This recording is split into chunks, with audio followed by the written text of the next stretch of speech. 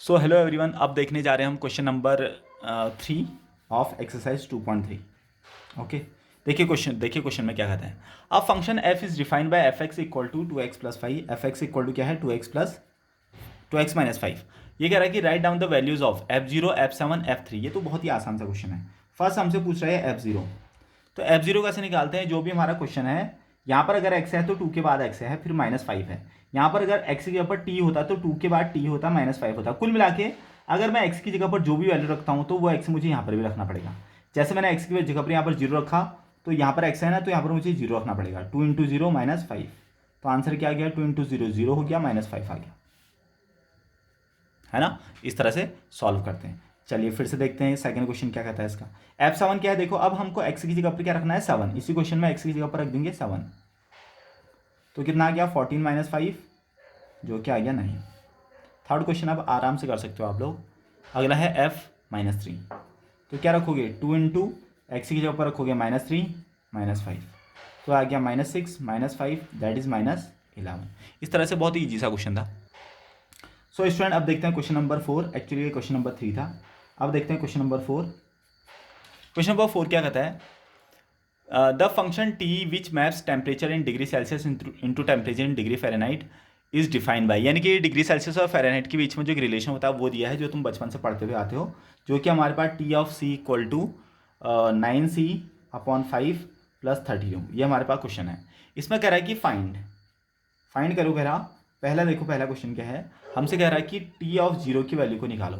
T of 0 कहने का मतलब है कि जैसे ऊपर वाले क्वेश्चन में देखिए, यहाँ पर T के बाद क्या है, अंदर क्या चीज़ है, C है ना।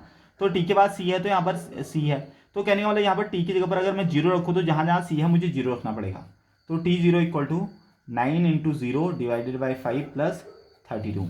अब 9 को 0 से मल्टीप्लाई किया तो 0 आ जाएगा, यानी कि पूरा का पूरा टर्म 0, आंसर आ गया 32, है ना। ये आ गया हमारे पास आंसर। अगला क्वेश्चन देखते हैं। अगला क्वेश्चन उसने कहा कि हमको T28 की वैल्यू निकालनी है, T28।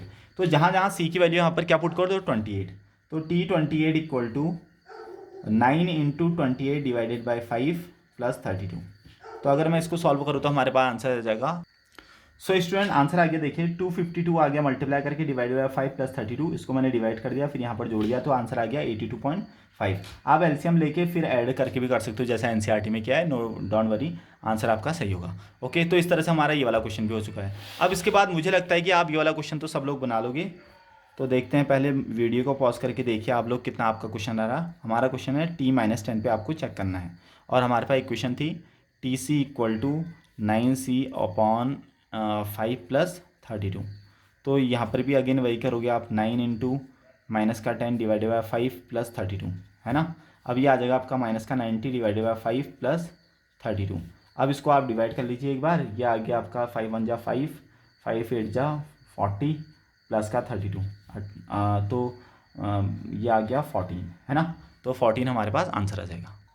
सो स्टूडेंट अब देखते हैं इसका फोर्थ वाला पार्ट। फोर्थ वाला पार्ट क्या है, थोड़ा सा अलग है। यहाँ पर कह रहा है कि find the value of C। इस बार हमसे C की वैल्यू पूछ रहा है। देखो हमारे पास इक्वेशन थी TC equal to 9C divided by 5 plus 32।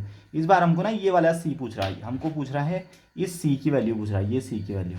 तो अगर ये C की वैल्यू निकालनी है तो हमसे यहाँ पर पूरा का पूरा TC इस बार गिवन है। इस बार पूरा TC गिवन है 212, है ना, 212। तो अब TC की जगह पर क्या रख देंगे, 212 इक्वल टू, अब C को पूछा है तो C को ऐसे रखेंगे और इसको लिख देंगे इस तरह से पूरा। बस आगे आगे हमने अब सॉल्व करना है। 212 माइनस 32, और यहाँ आ चुका है 9C/5। उसके बाद अगर मैं इसको माइनस करूँ तो ये आ जाएगा 2, और ये आ जाएगा हमारे पास 11 में से 3 गया 8, 180, है ना, और 9C/5। उसके बाद 180, 5 को ऊपर और 9 को नीचे, तो 9 2 जा 18, 0 100 हमारे पास आंसर आ चुका है। ओके, तो इस तरह से इस क्वेश्चन को सॉल्व करना है।